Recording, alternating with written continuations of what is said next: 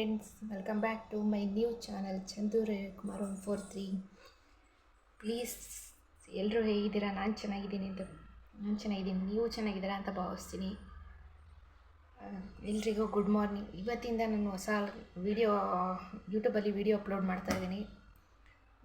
ನೀವೆಲ್ಲರೂ ಪ್ರೀತಿ ಸಹಕಾರ ನನ್ನ ಮೇಲೂ ಇರಲಿ. ನಮ್ಮ ಮನೆಯವರು ಡ್ಯೂಟಿಗೆ ಹೋಗ್ತಿದ್ದಾರೆ. ಹೋಗ್ಬೇಕಾರೆ ಶೂ ಹಾಕೋಬೇಕಾರೆ ನನ್ನ ಮಕ್ಕಳಿಬ್ಬರು ಬಾಯಿ ಮಾಡೋಕ್ಕೋಸ್ಕರನೇ ಕಾಯ್ಕೊಂಡು ನಿಂತಿದ್ದಾರೆ ಅಲ್ಲೇ. ತಿಂಡಿ ಮಾಡಿದ್ದೆಲ್ಲ ವೀಡಿಯೋ ಮಾಡೋಕ್ಕಾಗಲಿಲ್ಲ, ಹಾಗಾಗಿ ಅವರು ಹೊರಡ್ಬೇಕಾದ್ರೆ ವೀಡಿಯೋ ಮಾಡ್ತಾಯಿದ್ದೆ. ಅವರಪ್ಪ ಹೋಗ್ಬೇಕಾದ್ರೆ ಮಕ್ಕಳಿಬ್ರು ಅವ್ರಿಗೆ ಬಾಯಿ ಮಾಡಿ ಪಪ್ಪಿ ಕೊಡಲಿಲ್ಲ ಅಂತಂದರೆ ಅವ್ರಿಗೆ ಸಮಾಧಾನನೇ ಆಗೋಲ್ಲ. ಯಾವಾಗಲೂ ಅಷ್ಟೇ, ಹೋಗ್ಬೇಕಾದ್ರೂ ಅಷ್ಟೇ, ಬಂದಾಗಲೂ ಅಷ್ಟೇ ಇದು ಮಾಡ್ತಿರ್ತಾರೆ.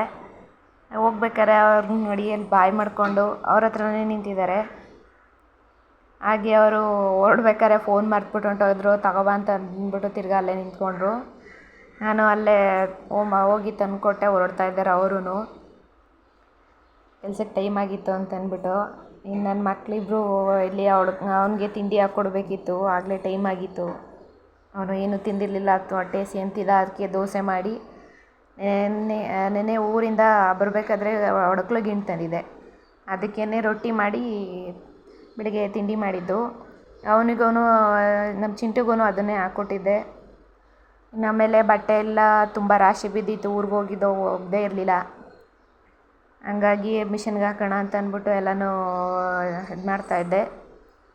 ಹಾಗೆ ಸ್ವಲ್ಪ ಇವತ್ತು ಬುಧವಾರ ಆಗಿರೋದ್ರಿಂದ ನಮ್ಮ ಮನೆ ದೇವ್ರ ವಾರ ಪೂಜೆ ಮಾಡಬೇಕು ಅಂತ ಅಂದ್ಬಿಟ್ಟು ಎಲ್ಲ ಮನೆಯೆಲ್ಲ ಕ್ಲೀನ್ ಮಾಡ್ತಾಯಿದ್ದೆ. 3-4 ದಿನ ಆಗಿತ್ತು ಒರೆಸಿ, ಶನಿವಾರ ಒರೆಸಿದ್ದು. ಅದಕ್ಕೆ ಕಸ ಗುಡಿಸಿ ಮನೆಯೆಲ್ಲ ಕ್ಲೀನ್ ಮಾಡಿ ನನ್ನ ಮಕ್ಕಳಿಬ್ರನ್ನ ಜೋಕಾಲಿಯಲ್ಲಿ ಕೂರಿಸ್ಬಿಟ್ಟು, ಅವ್ರು ಕೆಳಗಡೆ ಇದ್ದರೆ ಬರೀ ತುಂಟಾಟ ಮಾಡೋದೇ ಜಾಸ್ತಿ.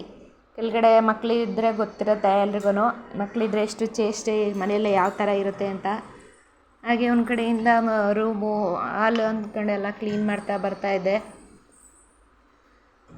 ಅದ್ರ ಜೊತೆಗೆ ನನ್ನ ಮಗನೂ ಬಂದು ಸ್ವಲ್ಪ ಕೊಡಲೆ ಕೊಡ್ತಿದ್ದ ವಿಡಿಯೋ ಮಾಡಬೇಕಾದ್ರೆ. ದಿನ ಮನೆ ಕೆಲಸ ಮಾಡಿಕೊಂಡು ನಾವು ಮಕ್ಕಳು ನೋಡಿಕೊಂಡು ಅದು ಒಬ್ಬರಲ್ಲ ಅಂತ ಇಬ್ಬರು ಮಕ್ಕಳನ್ನ ನೋಡಿಕೊಂಡು ತಿಂಡಿ ಮಾಡಿಕೊಂಡು ಅದೆಲ್ಲನೂ ಮ್ಯಾನೇಜ್ ಮಾಡಬೇಕು ಅಂದರೆ ತುಂಬ ಕಷ್ಟ. ಆದರೆ ಏನೂ ಮಾಡೋಕ್ಕಾಗಲ್ಲ, ವರ್ಕಿಂಗ್ ಹೌಸ್ ವೈಫು ಅಂದರೆ ಇದೆಲ್ಲ ಇದ್ದಿದ್ದೇನೆ. ಹಾಗೆ ಅಡುಗೆ ಮನೆಯೆಲ್ಲ ಕ್ಲೀನ್ ಮಾಡಿಕೊಂಡು ಎಲ್ಲನೂ ಗ್ಯಾಸೆಲ್ಲ ನೀಟಾಗಿ ಒರೆಸ್ಕೊತಾ ಇದ್ದೆ. ಒರೆಸಿ ಪಾತ್ರೆ ಎಲ್ಲ ತುಂಬ ಇತ್ತು. ರಾತ್ರಿಯಿಂದ ಊಟ ಮಾಡಿದ್ದೆಲ್ಲ ತೊಳೆದಿರಲಿಲ್ಲ, ಹಾಗಾಗಿ ಈಗ ತೊಳೆದು ಎಲ್ಲನೂ ಅಡುಗೆ ಮನೆಯೆಲ್ಲ ನೀಟ್ ಮಾಡಿ ಮುಂದಿನ ಕೆಲಸ ಮಾಡಬೇಕಿತ್ತು. ಹಾಗಾಗಿ ತೊಳೆದಿದ್ದೆಲ್ಲ ಅಲ್ಲಲ್ಲೇ ಸ್ವಲ್ಪ ಮೇಲೆ ದಬ್ಬಾಕ್ಬಿಡ್ತೀನಿ, ಯಾಕಂದರೆ ನೀರು ಸೋರ್ಕೊಂಡಿರುತ್ತೆ, ಆಮೇಲೆ ಜೋಡ್ಸೋಕ್ಕೂ ಈಸಿ ಆಗುತ್ತೆ ಅಂತ.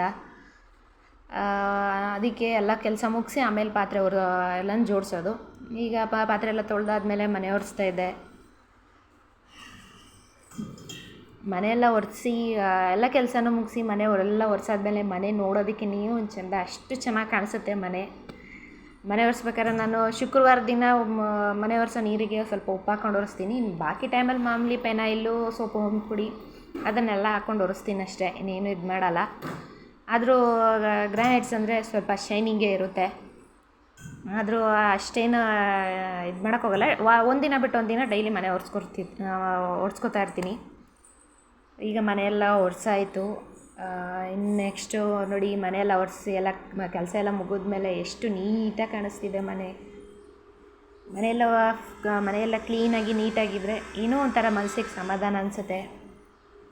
ಹಾಗಾಗಿ ನೋಡಿ, ಫೈನಲಾಗಿ ಈಗ ಕಾಣಿಸ್ತಿದೆ. ನನ್ನ ಮಕ್ಕಳಿಬ್ಬರು ಆಟಾಡ್ತಾಯಿದ್ರು. ಇನ್ನು ಅದಾದಮೇಲೆ ಸ್ನಾನ ಮಾಡ್ಕೊಬಂದು ದೇವ್ರ ಮನೆಯೆಲ್ಲ ಕ್ಲೀನ್ ಮಾಡ್ಕೊತಾ ಇದ್ದೆ. ತುಂಬ ಗಲೀಜಾಗಿರಲಿಲ್ಲ, ಅಂದರೆ ಮಾಮೂಲಿ ತುಂಬ ಶನಿವಾರ ಕ್ಲೀನ್ ಮಾಡಿಲ್ಲ, ಊರಿಗೆ ಹೋಗಿರೋದ್ರಿಂದ ಕ್ಲೀನ್ ಮಾಡೋಕ್ಕಾಗಲಿಲ್ಲ. ಹಾಗಾಗಿ ಇವತ್ತು ಬುಧವಾರ ಅಲ್ಲ ಅಂದ್ಬಿಟ್ಟು ಎಲ್ಲನೂ ಸ್ನಾನ ಮಾಡ್ಕೊಂಡೆಲ್ಲ ಹೊಸ್ಲೆಲ್ಲನೂ ಒರೆಸಿ ಅರಿಶಿನ ಕುಂಕುಮ ಇಟ್ಟು ರಂಗೋಲೆ ಬಿಟ್ಟು ದೇವ್ರ ಪೂಜೆ ಮಾಡಬೇಕು. ಅದಕ್ಕೆ ಎಲ್ಲ ಹೊಸ್ಲೆಲ್ಲ ಕ್ಲೀನ್ ರಂಗೋಲೆ ಬಿಟ್ಟೆ ಕ್ಲೀನ್ ಮಾಡಿಕೊಂಡು. ಈಗೆಲ್ಲ ರೆಡಿ ಆಯಿತು. ದೇವ್ರ ಫೋಟೋಗೆಲ್ಲ ಹೂವು ಮುಡಿಸಿ ಎಲ್ಲದಕ್ಕೂ ಇದು ಮಾಡ್ತಾಯಿದ್ದೆ. ನಿನ್ನೆ ಊರಿಂದನೇ ಹೂವು ತಂದಿದ್ದೆ, ನಮ್ಮಮ್ಮ ಮಲ್ಲಿಗೆ ಹೂವು ಕಟ್ಕೊಟ್ಟಿತ್ತು. ಅದನ್ನೇ ಸ್ವಲ್ಪ ಕಟ್ ಮಾಡಿ ಎಲ್ಲದಕ್ಕೂ ಮುಡಿಸ್ತಾ ಇದ್ದೆ. ಇನ್ನು ಹೂವು ಮುಡಿಸಿದ್ದೆಲ್ಲ ಆಯಿತು. ಈಗ ದೇವ್ರ ದೀಪ ಹಚ್ಬೇಕು, ಅದಕ್ಕೆ ಹಚ್ಚೋಣ ಅಂತ ಅಂದ್ಬಿಟ್ಟೆಲ್ಲ ಇದು ಮಾಡಿದೆ. ದೇವ್ರ ದೀಪ ಹಚ್ಚಿ ಪೂಜೆ ಎಲ್ಲ ಮಾಡಿದ್ದಾಯಿತು. ಪೂಜೆ ಎಲ್ಲ ಆಯಿತು. ನಾನು ಪೂಜೆ ಆಗೋವರೆಗೂ ತಿಂಡಿ ಮಾಡಿರಲಿಲ್ಲ, ಹಾಗಾಗಿ ಈಗ ದೋಸೆ ಮಾಡ್ಕೋಬೇಕಿತ್ತು. ಅದಕ್ಕೆ ಅಂತಲೇ ಅಲ್ಲೇ ಕಾಯೋದಕ್ಕೆ ಅಂತ ಇಟ್ಟಿದ್ದೆ. ಅಯ್ಯೋ, ನಾನ್ ಸ್ಟಿಕ್ ತವ ಅದನ್ನ ಕಾಯೋದಕ್ಕೇ ಒಂದು ಅರ್ಧ ಗಂಟೆ ಬೇಕು. ಹಾಗಾಗಿ ಕಾಯಕ್ಕೆ ಇಟ್ಬಿಟ್ಟು ನಾನು ದೋಸೆ ಹುಯ್ಕೊಂಡಾದ್ಮೇಲೆ ನಾವು ಅಮ್ಮ ಗಿಣ್ಣು ಕೊಟ್ಟು ಕಳಿಸಿತು. ಅದೇ ಗಿಣ್ಣು ಹಾಕ್ಕೊಂಡು ಈಗ ನಾನು ತಿಂಡಿ ಮಾಡಬೇಕು. ಎಲ್ರಿಗೂ ಧನ್ಯವಾದಗಳು. ನೆಕ್ಸ್ಟ್ ವೀಡಿಯೋದಲ್ಲಿ ಸಿಗೋಣ. ಎಲ್ರಿಗೂ ಬಾಯ್.